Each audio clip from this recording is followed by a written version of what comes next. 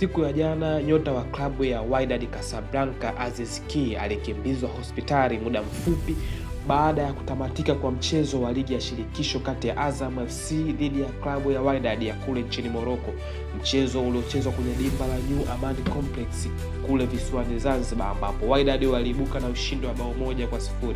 Kwa mujibu wa video inayosambaa kwenye mitandao ya kijamii, Aziz Ki alionekana kuhudumiwa kwa haraka kisha kusafirishwa kuelekea hospitali akiwa katika hali mbaya. Kwa taarifa iliyotolewa na klabu ya Wydad siku ya leo ni kwamba mchezaji huyo anaendelea na matibabu kwa uangalizi zaidi, kwani alipata jeraha la kichwa, hali iliyolazimisha atolewe kabisa nje ya uwanja na kukimbizwa hospitali. Timu ya utabibu ya Wydad imepokea maelekezo kuwa nyota huyo atakuwa kwenye uangalizi maalum kwa saa 24.